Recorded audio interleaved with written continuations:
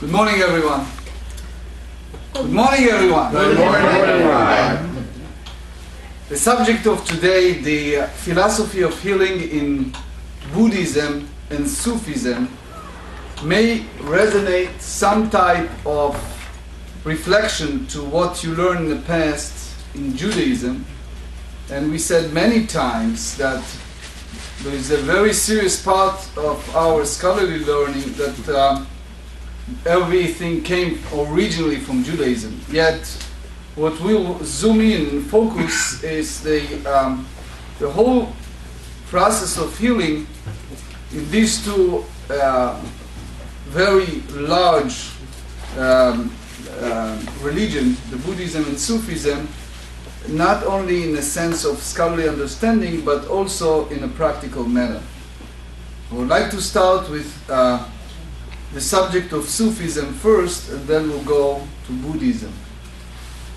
As you know, the origination of Sufism, for sure, in Islam, begins with not only with the text of the Sharia, which is the text of the key point in Islam, but the continuation with the Hadith and the application of the law of the Islam led to a lot of writings, especially at the 8th and the 9th century. During the 10th century, with the development of which they call Mu'tazila, for our ears, it's very much resonant, the Talmudic learning. There is a lot of writings and using the anthropomorphic way of interpretation, which is the human language interpretations, of all kind of different allegorical and method of learning in the relationship and interaction between God and people. One of the key books or key writers that wrote about it is the great Al-Ghazali, Muhammad Al-Ghazali, who wrote extensively. He was one of the great epitome of teaching in the early Sufism. He lived at the 1058 to 1111. And Al-Ghazali, one of his books, tried to translate it to English in the very best, The Alchemy of Happiness, tried to develop the whole concept of healing in the Sufism, not only individually but collectively. Some background for Al-Ghazali teaching and understanding where he comes from, just to give you some background. If there are Islam believers in our world, much more than a billion people, it will be underestimated to think that few 100 million people carry Al-Ghazali books. So just to give you the proportion of understanding how important it is for us to know something about Sufism and something as much as time allow from the writing of Abu Arabi, Al-Ghazali, or whatever the times allow us. The point of departure, I would like to start with Aristotelian teaching, which is the whole idea of philosophy of the first cause, which called onto, which is where is the first cause and what's the reason for the reasons. The whole idea of the difference between the physical world and the metaphysical world, it was a subject that engaged the early Sufi in a very serious manner. The question of event and the ability of individual who can make change events, that was a reason for great people like Al-Ghazali to write extensively. The whole point of departure that I believe Al-Ghazali have, it's a combination of learning Plato, which again originated with the Aristotelian teaching, which is knowing yourself, and then by knowing yourself you know the Creator. As long as you don't know yourself enough, it will be hard for you to recognize who is your Creator. So the Islamic philosophy basically taking Plato and try to interpret Plato in the best way of recognition the difference between the microcosmos and the cosmos, the physical and the metaphysical, and understanding both in a sense of personal lives.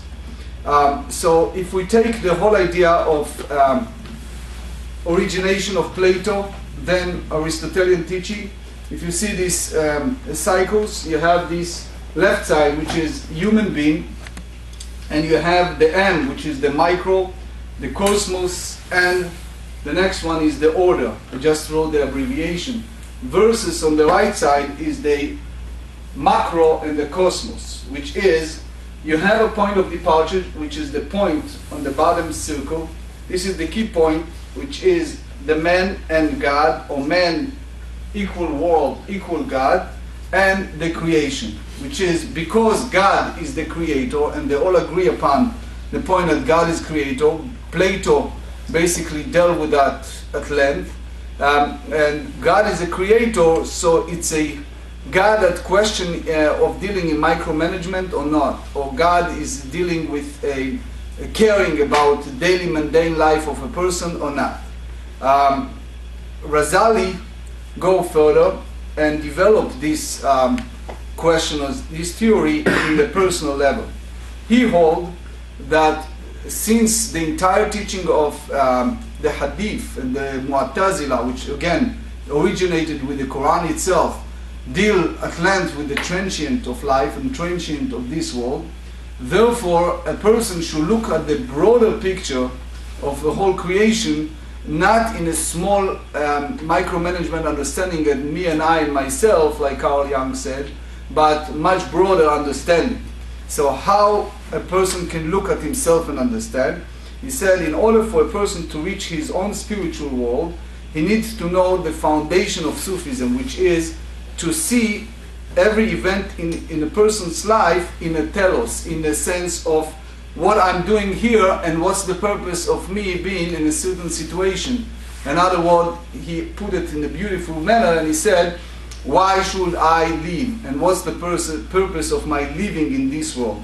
So it's not only theological question. He goes further, El-Razali, and expresses it as an example. He used an example, and I know not everyone going to like this example, but I'm just using what he wrote in his book. You have to remember the time. We're talking at the 10th, 11th century, so it's about 1,000 years ago, and the circumstance, etc. He wrote an example. It's the beautiful woman. And he said, for a man is a great temptation when he sees a beautiful woman with all of her attractions. But after, according to him, he committed the sin and he did all the involvement with her, then she's basically laugh at him and trash him. In a sense, he used that as an anthropomorphic way, an allegorical methodology of teaching, explaining the transientity of this world. Which means in order for a person to realize himself and the whole purpose of the world and the purpose of his living, he must understand that nothing happened by accident. The whole concept of accident, as we said earlier, starts with Plato. Plato, later Aristotelian teaching, and more current in that sense, Razali, hold that the concept of accident, it's a concept that it's debatable, which means if you are now all of a sudden find yourself in Japan, right? Razali said, let's think together, is that an accident or not an accident? Is that a purpose from the highest goal, or it happened by itself? So he said, if a person used the intellect and his ability of thinking, all of a sudden I became a pilot, it's an accident, or it's something that he call it man qua man, man Q-U-A, man, which means the definition of the intellect is somebody else, the high power, put you in a certain circumstance, in a certain position, not by accident, but for a reason. So with that in mind, a person can develop a inner understanding of his life, because the minute a person have the ability to define for me, myself, the inner you, then you will be able to understand the whole world. If for a second we digress and think in a modern understanding, usually when a person goes to any counseling, psychiatric, psychological, whatever the regular counseling process, usually they're treating the symptom, they're usually treating the current situation, either by medication or by counseling, while by Al-Razali you have to go by the cause of the causes, which is instead of treating the symptom, you have to go to the origination. And the origination, he tried to say that there is some formulation of the high power that put a person to a certain circumstance for a reason. He developed that much further, and he said that, as you know, the whole concept of the Mu'tazila, which is the current writing at that time of the interpretation of the Hadith and the Quran and all the commandment of the Sharia, it's a development of the current secular world of understanding. With all that development of Sufism, he tried to say that all these commandments, we have a certain commandment, it's a commandment that involved with obligation. Involving obligation, which means a person cannot backing out his commitment. The moment, for example, that person said, La ilaha illallah, which means that there is no other but God, and he continue with this line, and that Muhammad is the God emissary, so he basically accepted those obligation, and he's part of a special mission of the believers. And because of that, a person cannot change his situation, his new life, his new destiny of acceptance. So that's basically the origination of the whole concept of no accident, the whole concept of the cosmos, and the person is part of a general plan.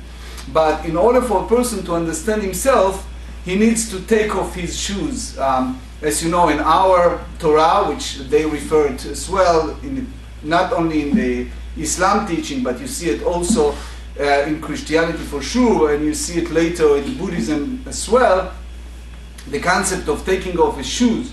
When a person's in a sense of worship, or you go to Japanese or Chinese home, you see the people take it off. It's the origination of the concept of taking away the ego. As you know, the two religions that we're going to discuss soon, dealing a lot with the ego in order for a person to understand himself, understand the world. The cause of the causes, which is involved with the person's ego, created some type of blockage or boundaries between him and ability for himself to understand his cause of causes instead of focusing on the symptom. So he said, in order to reach the tuba, which in our language is like teshuva, the idea of penitent, a person needs to deal within himself by first and foremost taking off his shoes and accepted the taking away the ego. How a person can take away his ego? Bow down 5 times a day on the floor. It's basically part of the physical process of subjugation of all the person's desire to the highest cause, which is the omnipresent, the God. So the believer, who basically in the process of healing of himself in Sufism, he needs to first and foremost to take away his ego. And taking away his ego only happens not only by the mind, by the way that the person thinking, by the physicality, which is taking off his shoes and bow down the floor. When doing that, the first process of that prayer or that self-understanding, a person said this line that no other but God, La ilaha illallah, which means understanding that there is Allah, which is the creator, the great God, and that Allah is not just great Allah, but it's a Allah that involved with a personal life in a living God. And they use a term that you see a lot in Judaism earlier, but they use the term that's called Allah Rahim al-Rahman, which means God is full of compassion and mercy. So since a person admitted that he is just a small, limited creature that fully subjugated himself to God, he is able, according to Abu Arabi, to be acceptance of God's light. And God's light is start with understanding, conceptualizing the whole transientity of this world. Meaning, you see this point, you see the outer world and the inner world. In a person who understands that, who knows if I'm going to live another minute or another day or another week or another month, then he will comprehend the whole value of life in a very different way. So again, it's a process, it's a mental process that a person needs to take upon himself in order to create back and forth love between the Allah and the person and vice versa. Just as an example in more contemporary, one of the very famous Egyptian singer and composer, recently I think they celebrated 100th anniversary for his birth. His name is Farid al-Atrash. And Farid al-Atrash was, if not number one of the very well liked in the most contemporary. Big part of his singing is the idea of subjugation, teaching of Al-Ghazali, which is subjugation of a person toward the great Allah, which means it's a very much application to which we call the Song of Songs, in a sense that he's a big lover God, that he loves those who understand that they are basically on his call, on his mission, on his short world. So one of his songs is Tigenusu el Ammar, Ananusu Intanus, which means God is like taking the big moon and split it, half for me and half for him, Uminiktab Ashajar Halfin Asmina Uvas, which means you're taking the big God's creation, for example, in the moon. When a person subjugated himself to God, God basically taking part of his own creation of the moon, and he granted to a person, so a person can go through the night without darkness because there is a moon that protected him. So just as a small example of how it's expressed even to the contemporary. So what we understand so far is the whole concept of Sufism begins with the temporary transientity, brevity of this life, and all this life, it's basically in many ways meaningless. Which means Al-Razali hold, like many others, that the whole purpose of a person's life in this world, in this short life, which is unknown, the length of life, it's only in preparation for the next one. The whole concept of the next world is key point in a teaching of Sufism. Now, with that in mind, we can comprehend the concept of philosophy of healing. In order for the proper believer to be healed, you should not treat the symptom, which is you should not treat the common, for example, physical causes, especially remember 1,000 years ago. You should not treat just the regular antibiotic pills or drugs that is so popular in the Western culture, or the Western society. You should go to the source of the source. Don't treat the symptom, treat the source. The source is a person involved with understanding himself, is the person recognize that he is on a mission, the person recognize that life is short, the person has the priority in life properly, the person subjugate his ego to God, the person is ready 5 times a day to bow down to the floor and fully immerse himself with a compassionate God. If a person ready for all of that, then you heal the cause of the causes, and then the symptom, to heal the symptom, it's close to nothing. So that's just the very brief foundation of the philosophy of healing in Sufism. Now, we're not fully juxtaposing that to Buddhism, but we can take those points and see the similarities and differences in the teaching of Buddhism. I assume you know that Buddhism basically starts much earlier. We're not just talking about time and time frame, we're talking about the whole idea of a person with him a self-contradictions, which means the whole theology of a person involved with understanding himself, understanding the world. There are mainly 2 schools of thoughts in Buddhism. One is a very famous Mahayana, And the second one is the very well-known, but not the same, it's called Theravada. What's the real difference between the two?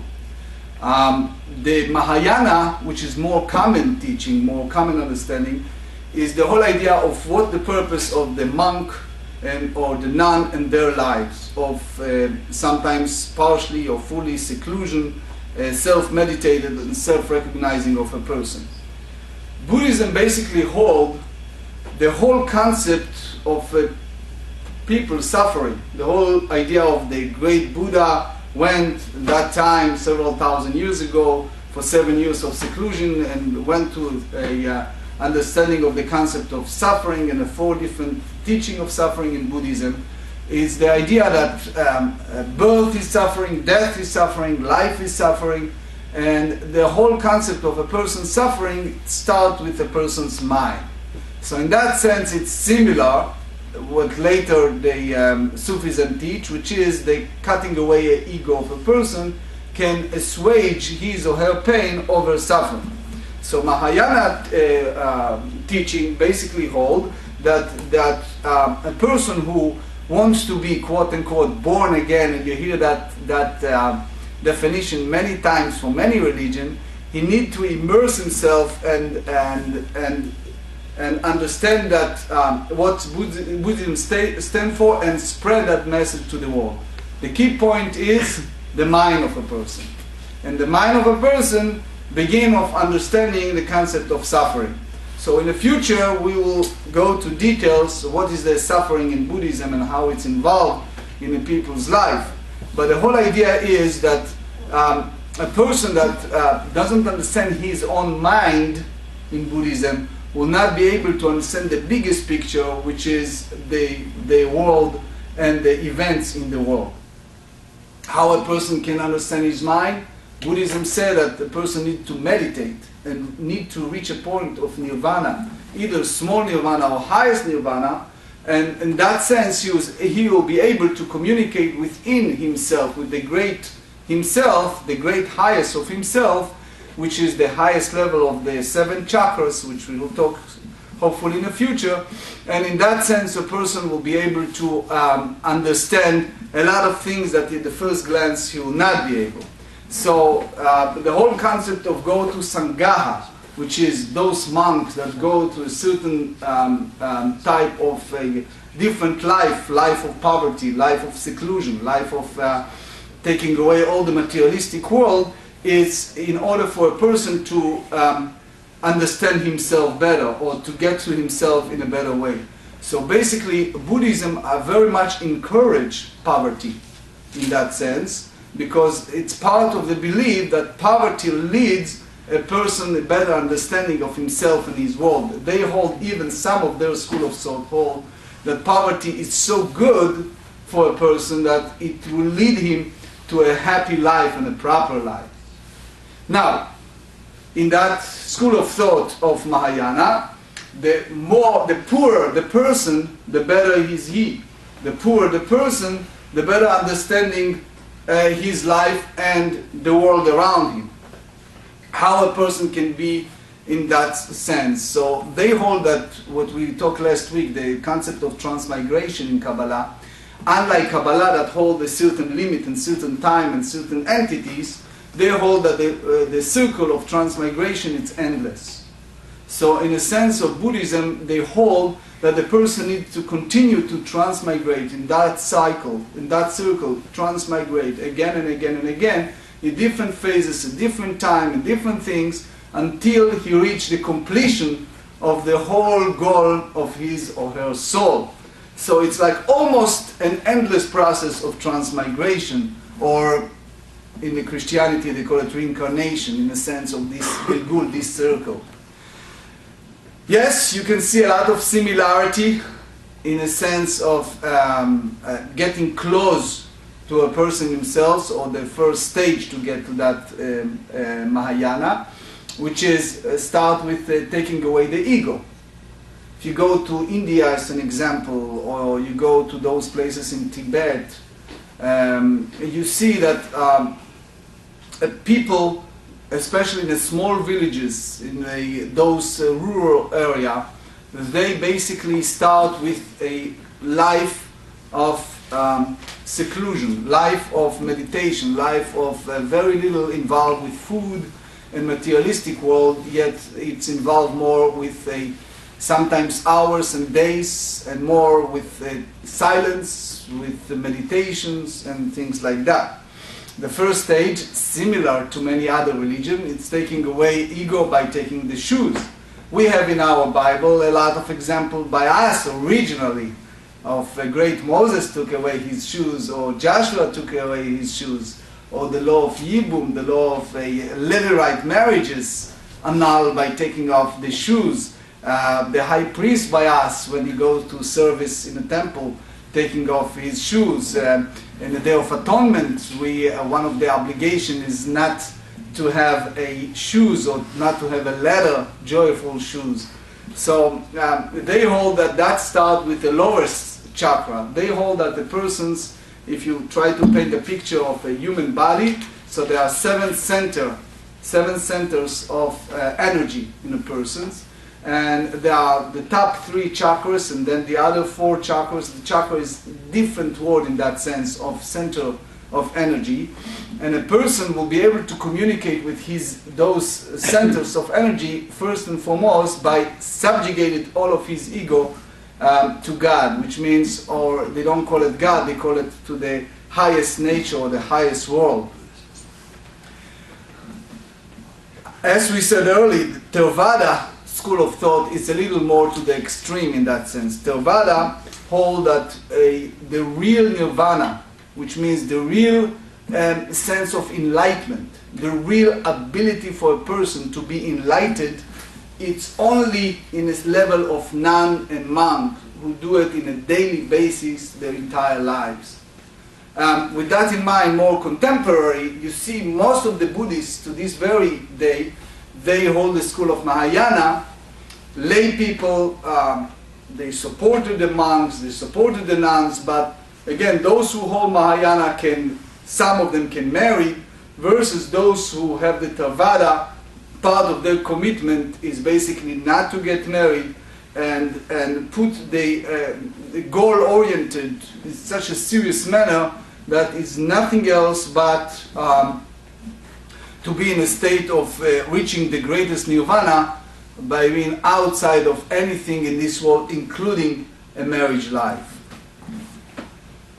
With that, we reach the point of understanding the foundation of philosophy of healing in Buddhism, which deal with, first and foremost, meditation in order to get this special mantra, which is a person understand himself, he taking away his shoes, and then he is in a state of subjugation.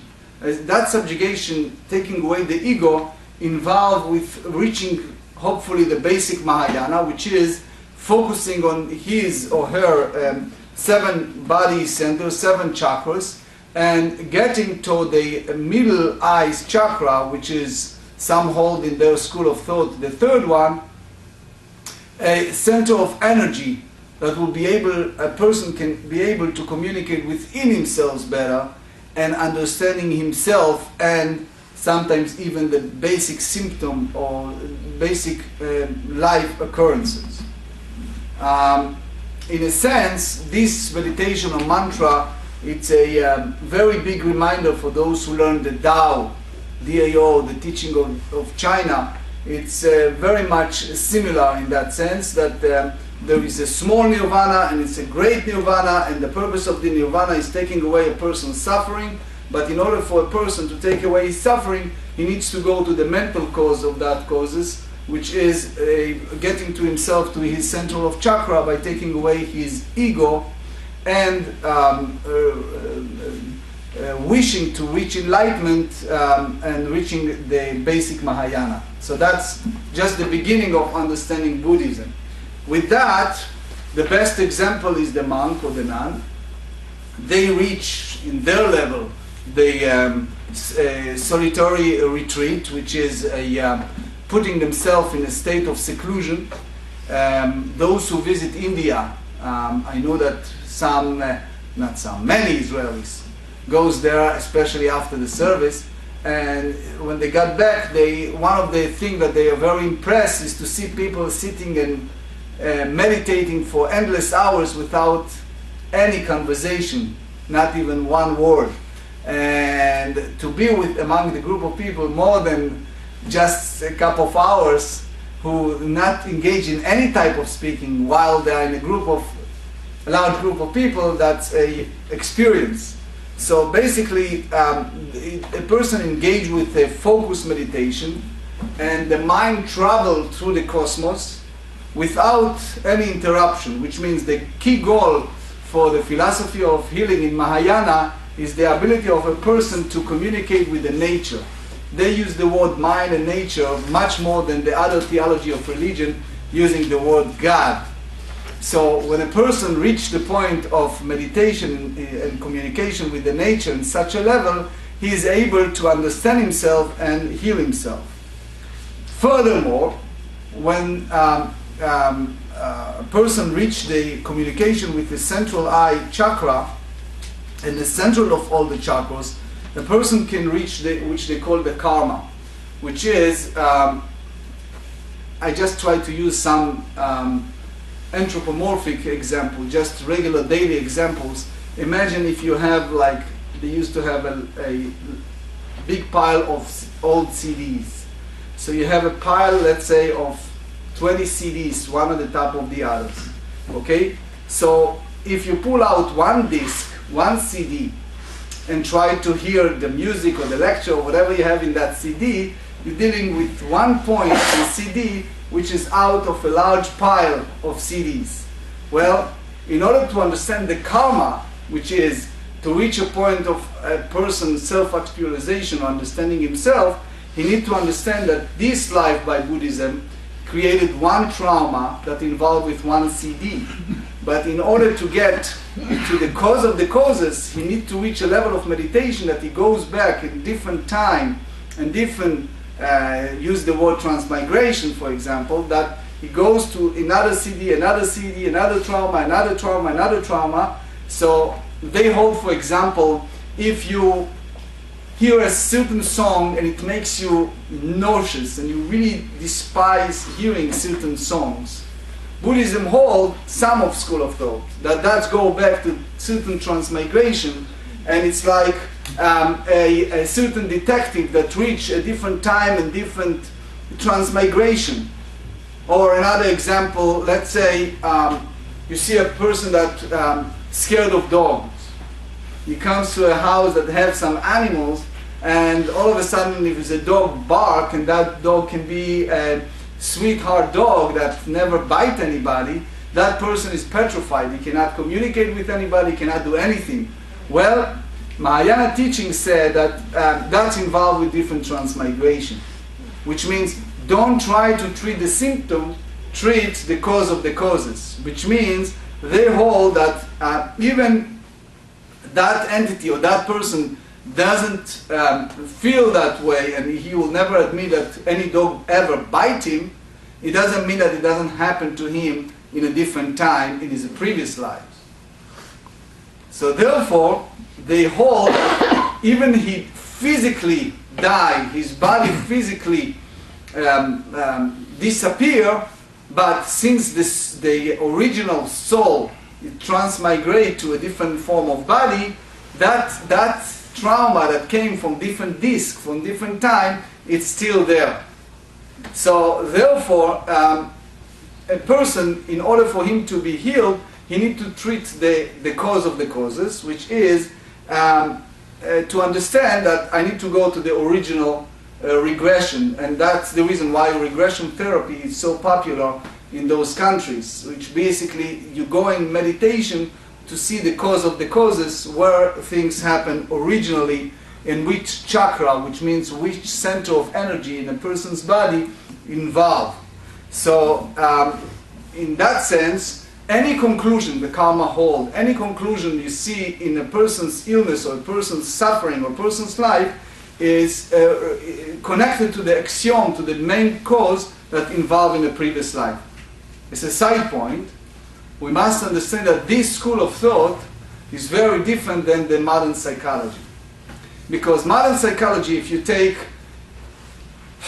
let's say, Adler, Carl Jung, even Freud, those modern psychology hold that you have to look at the brain, you have to look at the regular brain treatment, which means the neurological reasons that involve with certain trauma, and treat them. So if it's a bad memories, you should reach those bad memories and treat them. That's the modern psychology. When Carl Jung said, you look at yourself at the mirror. The Mahayana teaching in Buddhism said, don't go that way, that's a very small understanding. You have to go much deeper, you have to go to different transmigration of a person and treat the cause of that discs from the list of discs that apply to different transmigration of a person. So in that sense, Buddhism holds that the death, it's not something that we should treat as a bad things or good things. It's part of the process of nature in order for a person to reach a level of proper nirvana. So any bad traumatic memories or anything that involve in the person's life in a sense of suffering, since we have the 4 different schools of thoughts in Buddhism of suffering, it's involved with the chakra, which is the mind of a person that involved with the center of energy, one of the 7 central of energy of a person. So in that sense, each chakra, each center of energy, it's like in our language, again, I try to use a contemporary language, it's like a little computer chips that you have inside the computer, and that chip is there. So in other words, that little virus or that little chip is there all the time. So anytime you use your computer or you use your social media, whatever it is that you need to use the computer, that chip is there. Sometimes it's a viral, sometimes it's a virus, sometimes it's quiet and nice, but it's there. So you have to treat that little chip there and don't treat anything else. That's the idea, that you have to go to the mind of a person and mind of a person involved in their school of thought, a different time, a different transmigration.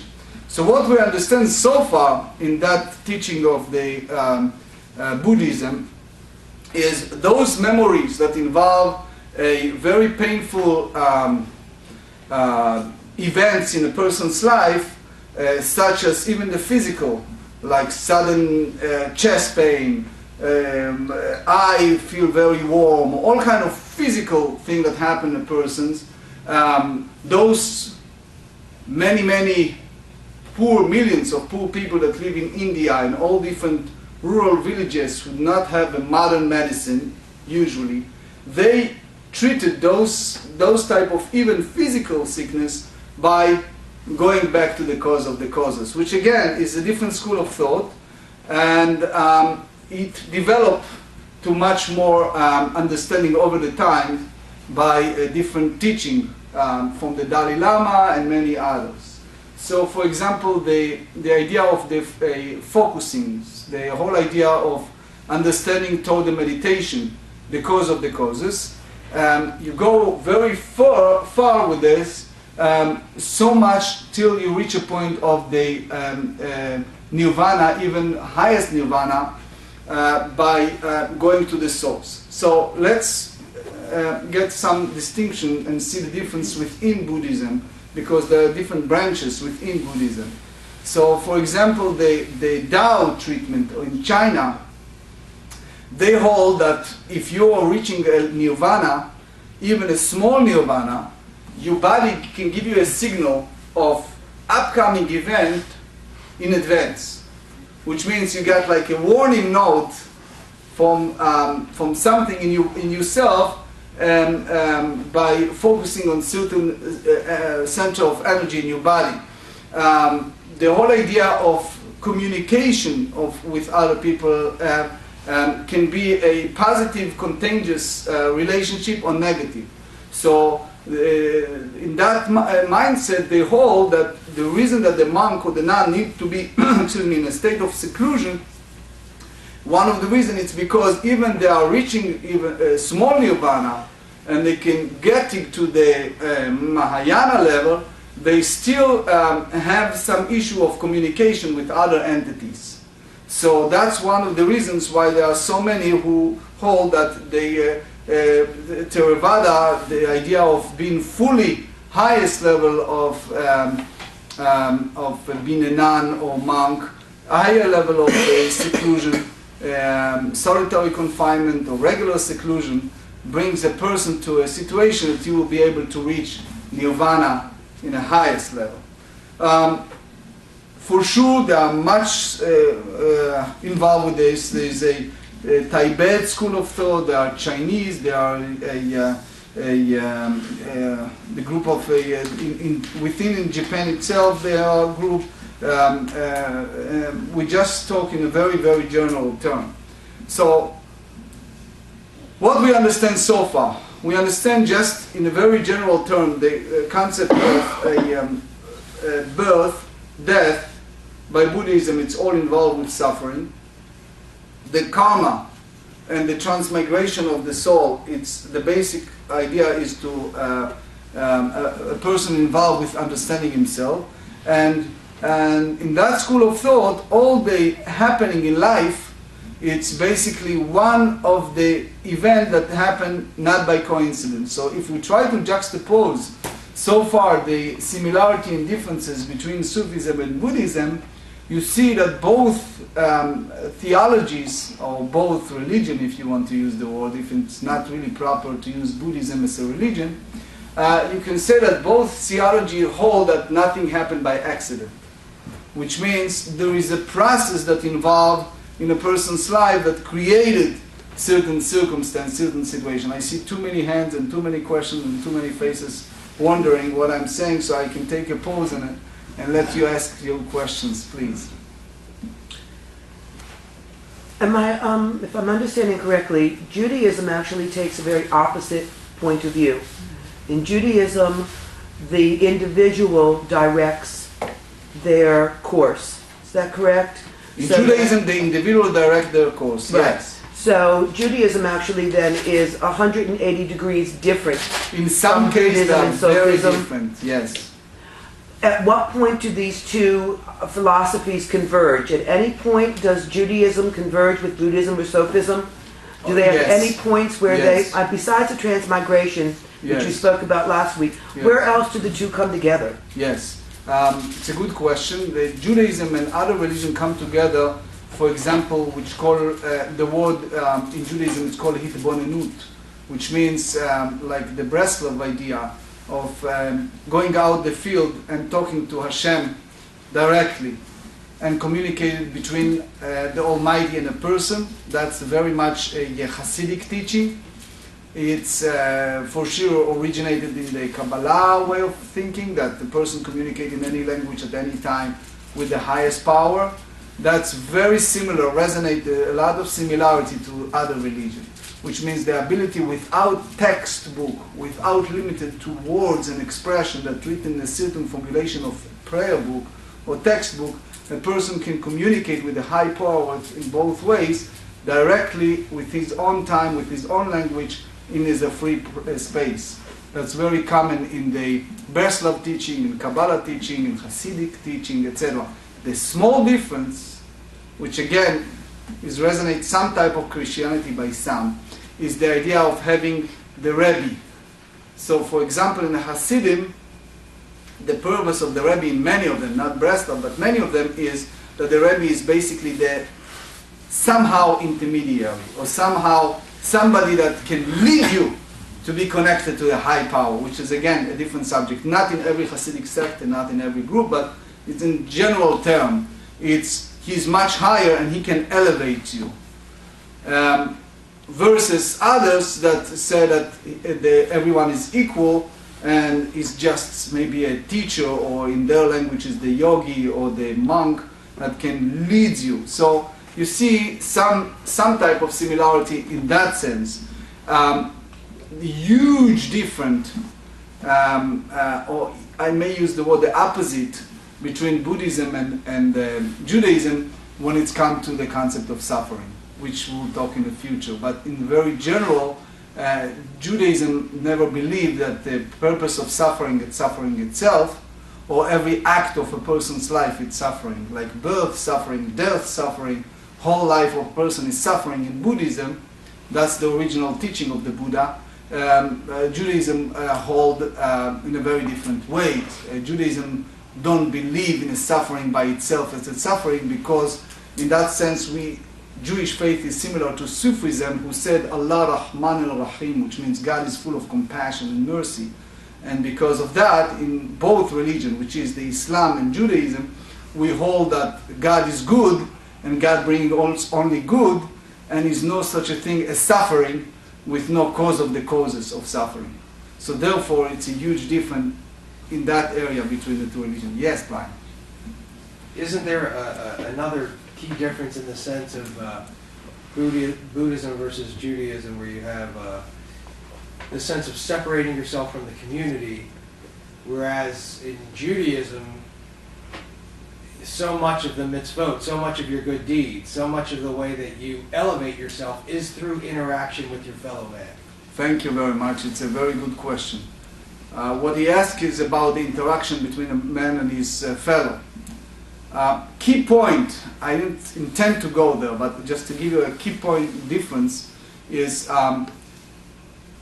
the idea of Buddhism is we call it in Hebrew Havaya, which means you get emotional excitement, you're enlightened over something, and it's make you in some way emotionally very happy or very attached to something. The difference is not only it's temporarily, Judaism said, but it's without commitments, which means Buddhism basically said that you do not need to commit yourself to any type of self-actualization with meditation, involved with karma or any type of Mahayana in order to be part of their theological teaching or life.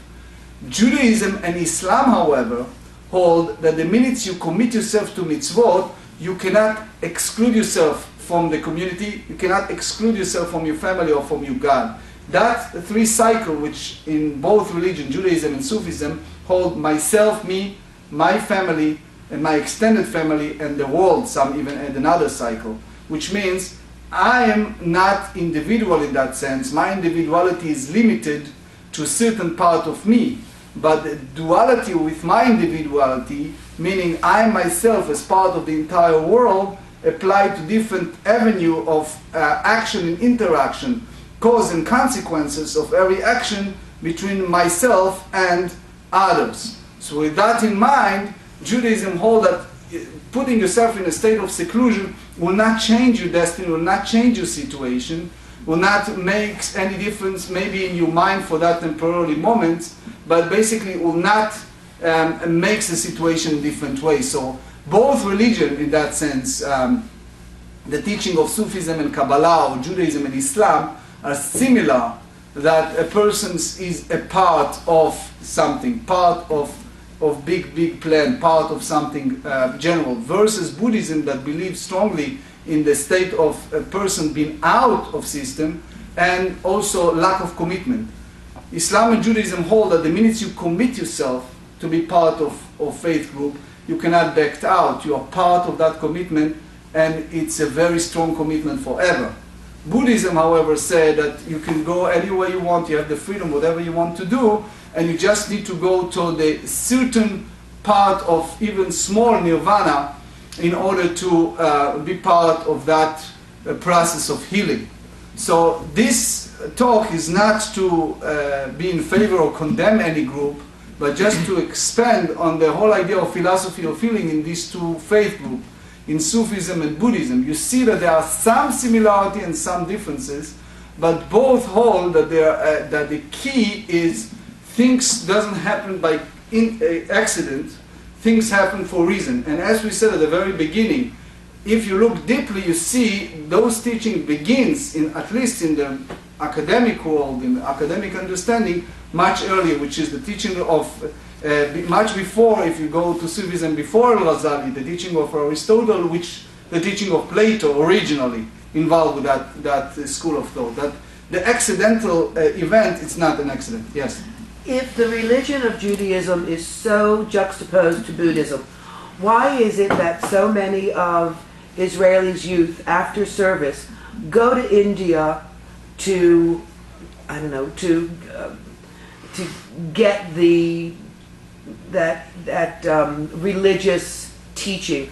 What is it you think that draws so many of our Jewish youth there? It's a good question. Why and what's the reason things happen? It's a very sad comment, but it's the reality. The reason, as we said earlier, the reason it's because it's lack of commitment, which means you can pick and choose the temporarily joy in any cult group or in any different group for a certain amount of time, and you can back off in any place at any time, and you're free to go anywhere you want to. So in that sense, you have the excitement of being part of meditation group. You are like taking a tour to Portugal or to Honolulu, and you enjoy being part of that tour without any serious commitment that hold you up for that commitment forever. So basically, young people in that sense feel the joy of being outdoor, being in a sense of seeing the world in different angle, being out of any commitments, not a commitment in a sense of to a family, to any type of material obligation, etc. It's the freedom of being, in a sense, spacing out with meditation and reaching yourself and reaching your inner voice and inner yourself, and with no limit of time and space. Yes. Isn't it maybe also true, though, that it's, I'm not sure if commitment's the right perspective, but at least they're looking more, with Buddhism it's more on an individual basis versus Judaism, Christianity, and whatnot, more on a community basis? Okay, so that's exactly what we said earlier. Right. There are two different angles in the faith group of Christianity, Judaism, and Islam versus Buddhism. In those religion, the person is part of a big picture.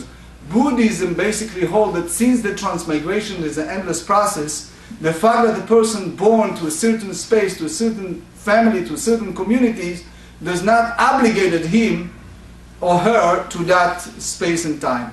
We went out of time, so we thank you very much. And next week, we're going to continue with basically the suffering in Buddhism, the 4 levels of suffering, and more. Thank you.